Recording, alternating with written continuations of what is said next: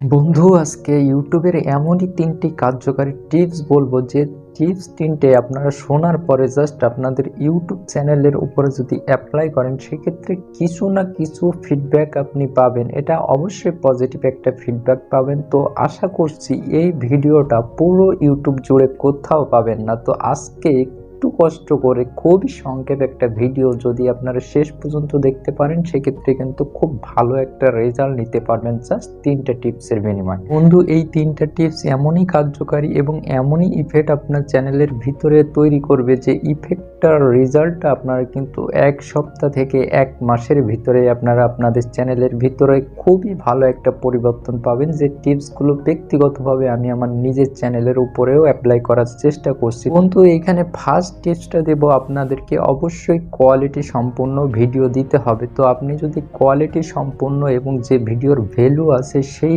Video যদি আপনি না দেন সেক্ষেত্রে আপনার চ্যানেলে 3টা কেন 1 লাখ 10 লাখ টিপসও যদি আপনি কাজে লাগান সেক্ষেত্রে কিন্তু কোনো টিপসে আপনার চ্যানেলের উপর কাজ করবে না যদি কিনা ওই ভিডিওতে ভ্যালু না থাকে, ওই ভিডিওতে এন্টারটেনমেন্ট না থাকে, ওই ভিডিওতে যদি শেখার কিছু না থাকে, ওই ভিডিও যদি বেকার কোনো ভিডিও না হয় সেক্ষেত্রে অবশ্যই আপনাকে ফার্স্ট অফ অল যে বিষয়টা মাথায় রাখতে হবে, অবশ্যই ভ্যালুয়েবল ভিডিও আপনার চ্যানেলে আপলোড করতে হবে। তো এইখানে দ্বিতীয় টিপসটা দেবো যে আপনার একটা ভিডিও আপনি ছেড়ে বসে থাকলেন, সময় সময় পর দেখলেন যে কয়টা ভিউজ হচ্ছে। তো এই কালচার থেকে আপনি বেরিয়ে আসেন। আপনার একটা ভিডিও ছাড়ার পরে আপনি বসে থাকবেন আর ভিউজ গুনবেন, তো এই ভিউজ গোনাটাই আপনি ছেড়ে দিন। আপনার ওই একটা দুইটা পাঁচটা ভিউজ গুনে কোনো লাভ নেই। তো আপনি ওই ভিডিওটার ভিউজ ড্রপ করার সাথে সাথে থেমে যাওয়ার সাথে সাথে আপনি আপনার থাম্বনেলটা মাস্ট বি চেঞ্জ করতে হবে। তো থাম্বনেলটা যদি সিটিআর একেবারে কমে যায় সেক্ষেত্রে আপনি থাম্বনেল চেঞ্জ করবেন, এবং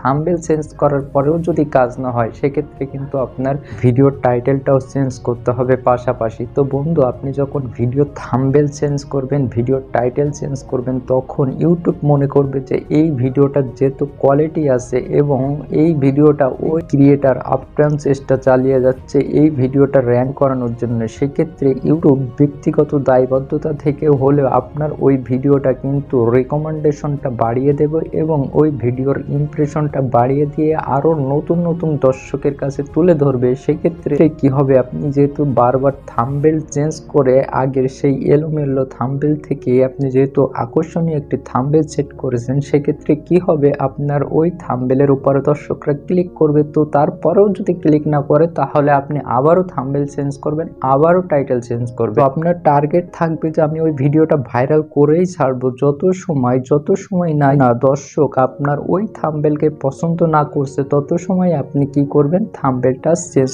করতে থাকবেন। তাহলে এইখান থেকে কিন্তু খুব ভালো একটা রেজাল্ট আপনি নিতে পারবেন। তো এইখানে তৃতীয় নম্বর যে টিপসটা, এই তৃতীয় নম্বর টিপসটা কিন্তু মোস্ট ইম্পর্টেন্ট। তো বন্ধুরা যে চ্যানেলের যে ভিডিওতে সব থেকে বেশি কিওয়ার্ড ইউজ করা যায় সেই ভিডিওটা কিন্তু রেকমেন্ডেশনে যায় বেশি, এটা কিন্তু অনেক বেশি প্রমাণিত। তো আপনি এই কিওয়ার্ডের ফ্যাসিলিটিটা আপনার ভিডিও ডিসক্রিপশন বক্স ইউজ করতে হবে। তো বন্ধু আপনি আপনার ভিডিও টাইটেলে সর্বোচ্চ 100 ওয়ার্ড দিতে পারেন এবং আপনার ট্যাগের ভিতরে 500 দিতে পারেন, এবং আপনার ডিসক্রিপশনে যেহেতু 500 ওয়ার্ড দেওয়ার একটা স্পেস আছে সেক্ষেত্রে আপনি আপনার টাইটেল এবং ট্যাগ সেকশনের সম্পূর্ণ কিওয়ার্ড ইউজ করলেও কিন্তু আপনি আপনার ডিসক্রিপশন সেকশনের সম্পূর্ণ কিওয়ার্ডগুলো ইউজ করেন না। তো সেক্ষেত্রে আপনার চ্যানেলটা যেহেতু মনিটাইজ না এবং ওই চ্যানেলের ওই ভিডিওর ওই ডিসক্রিপশনে যদি আপনি 5000 সেন্টেন্সের কিওয়ার্ডগুলো ওই ভিডিও রিলেটেড কিওয়ার্ড যদি আপনি ইউজ করতে পারেন সেক্ষেত্রে ওই ভিডিওটা অনেক বেশি শক্তিশালী হয়ে যায়। ফলে ওই ভিডিও রিলেটেড যেহেতু আকর্ষণীয় 5000 ওয়ার্ডের ট্যাগ আছে আপনার ওই ডিসক্রিপশনে, সেক্ষেত্রে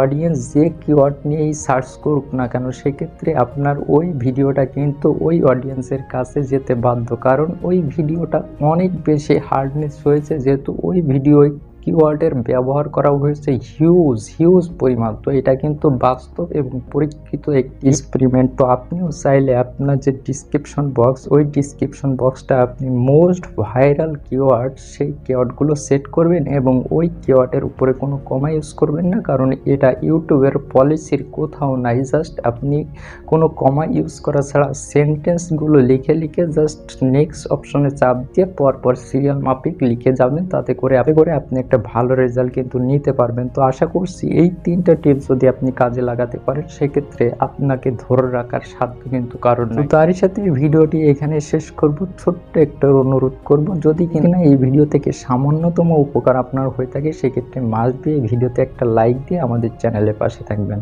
আল্লাহ হাফেজ।